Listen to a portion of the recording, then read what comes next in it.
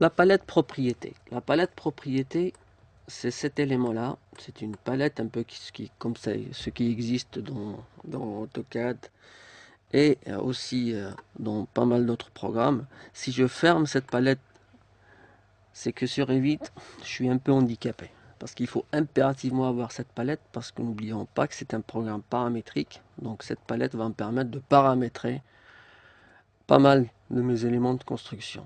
Donc je suis obligé de l'avoir. Si jamais par erreur vous l'avez fermé comme ça, pour appeler cette palette, vous pouvez venir dans Vue, Interface utilisateur, et puis là vous avez la palette propriété. Vous pouvez cocher. Alors remarquez ici, vous avez un peu l'ensemble, hein, si jamais pour une raison ou une autre, vous avez malencontreusement fermé l'arborescence de projet, donc vous pouvez venir le recocher ici pour pouvoir l'avoir de nouveau. Voilà, la palette propriété que je peux venir placer comme j'ai envie, à droite, à gauche, suivant les besoins. Moi, j'ai l'habitude de la laisser par défaut à gauche.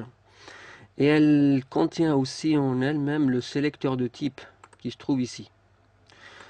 Enfin, en réalité, elle est composée de deux parties. Voilà, une partie sélecteur de type et une partie propriété.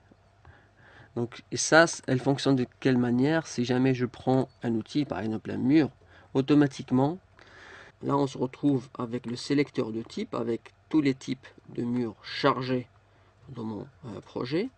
Donc on se retrouve avec l'ensemble, il ne me reste qu'à choisir, hein. On verra après les spécificités, les réglages de ces murs. Et après avoir choisi l'élément qui m'intéresse, je peux venir à travers cette palette régler mes contraintes, régler ma structure au besoin, hein, mes cotes. On va voir que c'est principalement pour les cotes, ça va se faire ici dans le dessin, et puis rajouter des données d'identification au besoin. Mais là, l'essentiel, c'est que à partir de là, je peux venir travailler avec cette palette propriété. Et quel que soit l'élément, si moi j'ai envie maintenant d'insérer une porte, je viens automatiquement, il me propose les portes chargées dans mon projet. Je choisis l'élément qui m'intéresse. À noter que je peux à tout instant après venir recharger de nouveaux modèles de porte pour qu'ils puissent apparaître aussi ici.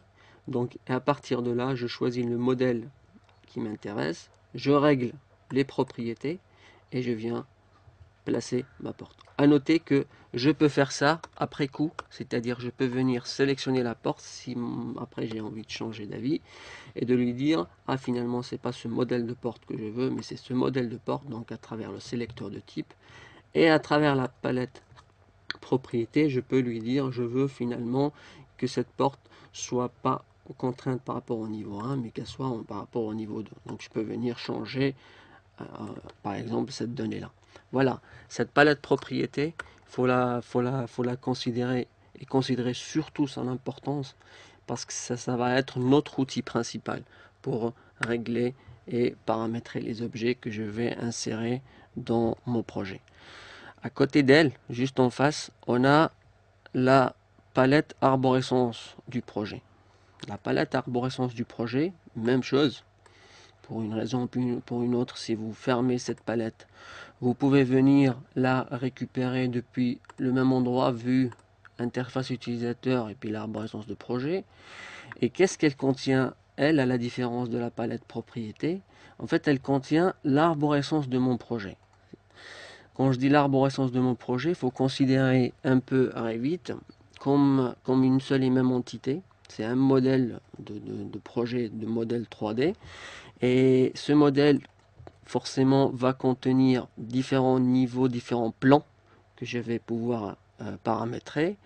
Des plans aussi de plafond, donc ça sera des plans qui sont inversés, si je veux dire. Des élévations, mais mis à part ça, vous aurez aussi des coupes qu'on peut rajouter, des nomenclatures, donc des tableaux qu'on pourrait sortir et qui seront liés à tous ces plans, les familles utilisées et chargées dans ce projet-là, les groupes utilisés et chargés aussi dans ce projet-là. Donc en réalité, l'arborescence de projet, ça va être mon outil principal pour naviguer dans le projet. Parce que vous allez voir que c'est bien beau d'avoir un peu l'ensemble du projet en une seule et même entité, mais il faut savoir aussi, il faut pouvoir naviguer dedans. Donc à vous de la placer à jamais, si jamais où vous voulez. Moi je vais la placer et la mettre vers le côté droit.